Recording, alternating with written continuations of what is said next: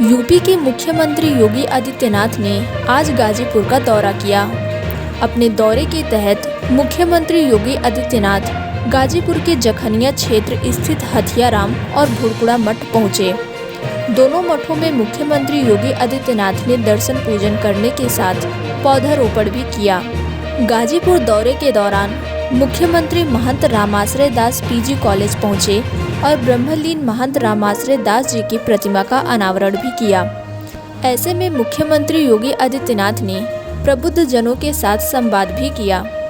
अपने संबोधन के दौरान उन्होंने हथियाराम मठ की 900 साल पुरानी परंपरा और अयोध्या में राम मंदिर निर्माण सहित विभिन्न मुद्दों पर अपने विचार रखे। उन्होंने कहा कि यह उनका सौभाग्य है कि उन्हें इस पीठ पर बुढ़िया देवी के दर्शन प्राप्त हुए। उन्होंने बताया कि यह पीठ 900 वर्षों से लोगों की आस्था का केंद्र रहा है और गाजीपुर जनपद समृद्ध परंपरा का प्रतीक है। उन्होंने उल्लेख किया कि 900 वर्ष पूर्व हथियाराम पीठ पर सन्यासियों की परंपरा शुरू हुई थी और रामायण काल से ही यह जनपद आध्यात्मिक चेतना और ऊर्जा का केंद्र रहा है। सीएम योगी ने अयोध्या में राम मंदिर निर्माण का भी जिक्र किया। उन्होंने कहा कि 8 वर्ष पूर्व अयोध्या में भगवान श्री राम का मंदिर एक सपना था और जब राम भक्त कहते थे कि राम लला हम आएंगे, मंदिर वहीं बनाएंगे, तब कुछ लोग प्रश्न चिन्ह लगाते थे।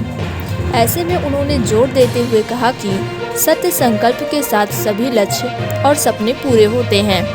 उन्होंने बताया कि अयोध्या में 4 द्वार पूज्य शंकराचार्यों के नाम समर्पित किए गए हैं और महर्षि वाल्मीकि के नाम पर एयरपोर्ट बनाया गया है। इसके साथ ही मुख्यमंत्री योगी आदित्यनाथ ने राष्ट्रीय चेतना और एकता पर बल देते हुए कहा कि हमारे देश के मठ मंदिर राष्ट्रीय चेतना और एकता के सूत्र में बांधते हैं।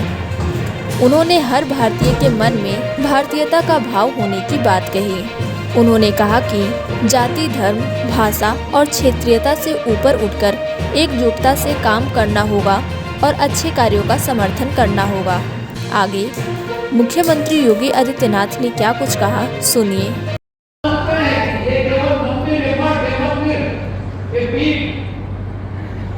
केवल हमारे कर्मकांड और उपासना विधि के माध्यम नहीं है,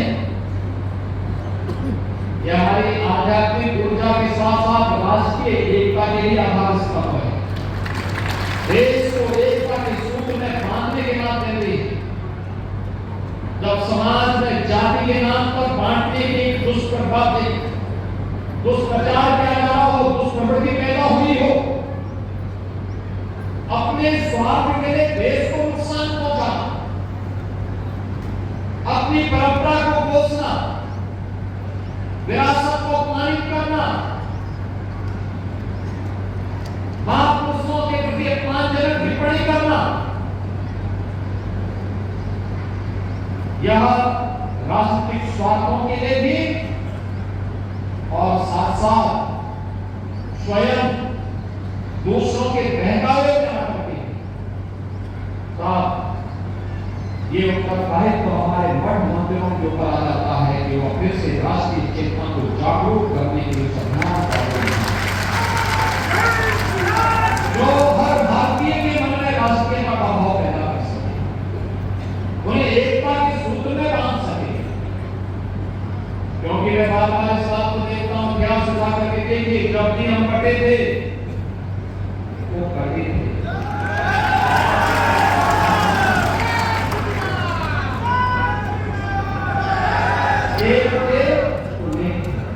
अभी यहाँ पर हम लोग मंच पर हर भारतीय के मन में भारतीयता का भाव आना चाहिए। हम लोगों ने इस मंच में भी अब्दुल हमीद के परिवार के सदस्यों को सम्मानित किया।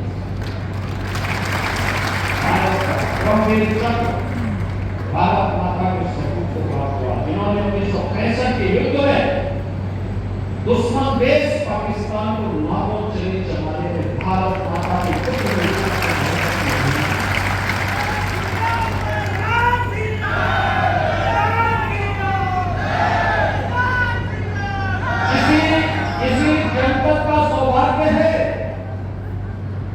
इस जनपद में महावीर चक्र विजेता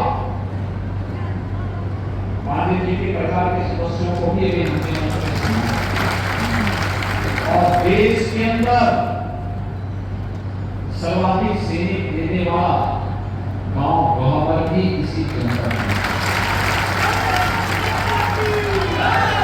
सर्वाधिक हर नागरिकों से गौरव की पूरी करते हैं कि हम इस जनपद में हैं तो देश के लिए सर्वाधिक सैनिक देता है एक गाँव में अगर देखे तो एक गौहर है और एक बुलंदशहर में गाँव है।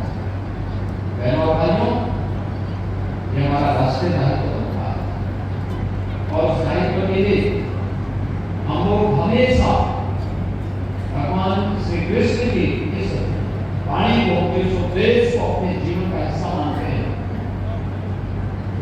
कि परित्राणाय साधूनां विनाशाय च दुष्कृताम्।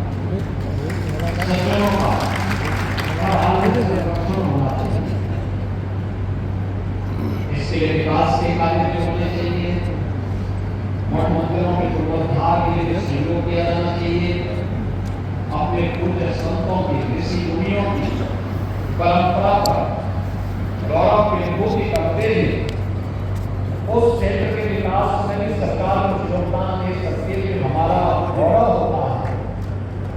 संस्कृति के, शिक्षा के प्रचार प्रसार में योगदान देने के लिए सरकार पूरी कठोरता के साथ कार्य कर रही है, लेकिन साथ साथ अपराध और अपराधियों, माफिया और माफिया प्रवृत्ति के तत्वों के लिए जीरो टॉलरेंस के लिए भी कार्य करने का कार्य कर रहा है।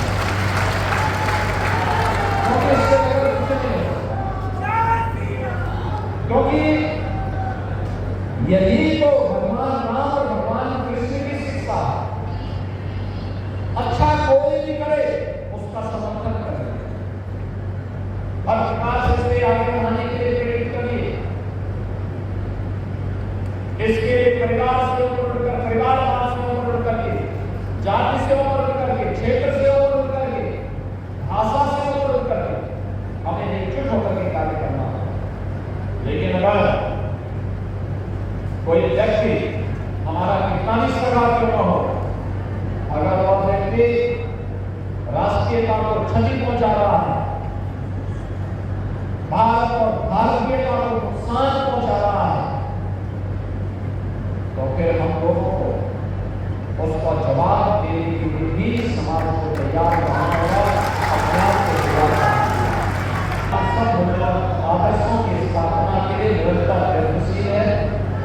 आज ये मेरा सौभाग्य है कि 900 वर्षों की आध्यात्मिक विरासत, उच्च आध्यात्मिक विरासत के प्रति हमारा ये सिद्ध वीर हत्याराम मठ में आप मुझे आपके दर्शन करने, पूजन करने का सौभाग्य प्राप्त हुआ। आप सबसे संवाद करने का सौभाग्य प्राप्त हुआ है।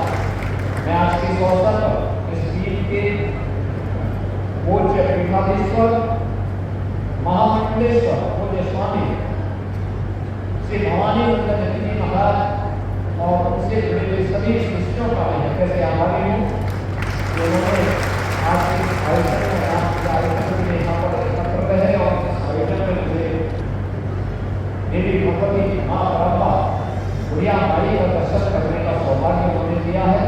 मैं इस अवसर पर आप सबको इस बात के लिए आश्वस्त करता हूं कि डबल इंजन की सरकार जो बोलती है वह करती है, जितना करती है उतना ही बोलती है।